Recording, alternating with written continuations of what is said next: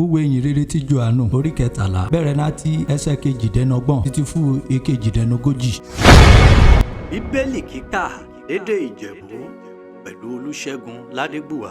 Lè ṣe kẹ̀dẹ̀rẹ́ ẹ̀sọ́ nìkan ní níbi tí búrúurú jẹ́ yìí. Lè mọ ìdí ọ̀rọ̀ bí Jésù wírí Júdásì Ìsìkáríọ́tù ọmọ Símónì. Torí àwọn ọmọ nínú àwọn ọmọ ẹ̀yìn. Ọ̀nrú ọ̀fọ̀ Júdà ọ̀fọ̀ Júdásì Ìsìkáríọ́tù jẹ́ akápò bí Jésù ṣe wí wọn ọ̀fọ̀. Olára dédé ran nílò láti ra Júdà jọnẹ́ àbí Júdà ọ̀fọ̀ kò lè furun rí ọmọ tálákà. Àmọ̀ṣá náà dé rí Júdásì Ìsìkáríọ́tù dẹ́gba òkèlè rí Jésù fi rún bẹ́ẹ̀ tán. Ó jalè nẹ́sẹ̀kẹsẹ̀. Lè ṣe kẹ̀rẹ́ ọ̀gànjọ́ òru rí àkókò náà. Ní Júdásì Ìsìkáríọ́tù dẹ́ ṣẹṣẹ rẹ̀ kò jalè náà rí wọn. Kí Jésù ìwé wíran ọmọ ẹ̀yìn rere kú ọ̀fọ̀ nísìnyí ra máa ń yan ọmọ ènìyàn lógo adé máa ń yan Ọlọ́run Olódùmarè nógo nínú rẹ̀ káàbá yan Ọlọ́run Olódùmarè nógo nínú rẹ̀ Ọlọ́run Olódùmarè á yan ọmọ ènìyàn náà nógo inú ti kà rẹ̀ lè ṣe gẹ̀dẹ̀rẹ̀ ó máa ń yàn nógo nísìnyí ẹ̀mí ọmọ nígbàdé sí èmi àwa pẹ̀lú mẹ ẹ̀mí àwa mi àti gẹ́gẹ́ bí mo ti fèsì rán wọn jú ọ̀fọ̀ níbí rèmi mìíràn ọ̀wọ́n nílé fùbẹ̀ báàgẹ̀ lẹ́rìn mò ń gbé rẹ̀ náà nísìnyí òkú tuntun ọkùnrin mo fẹ́ fi lọ lẹ́nà ẹ̀ ọ̀fọ̀ kẹ́mi fẹ́ràn ọmọlákejì rẹ̀ gẹ́gẹ́ bẹ́mi ti fẹ́ràn rẹ̀ àti kẹ́mi kò lè fẹ́ràn ọmọlákejì rẹ̀ nípa ìwé lódédé ònìyàn máa fi mọ́ ọ̀fọ̀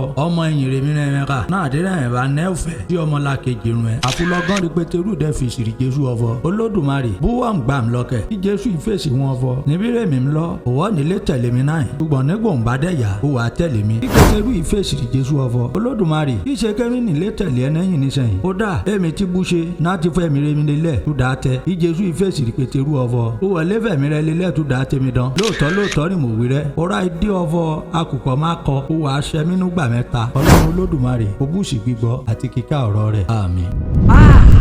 Bíbélì dùn ká lédè Ìjẹ̀bú pẹ̀lú Olúṣẹ́gun Ládégbùwà.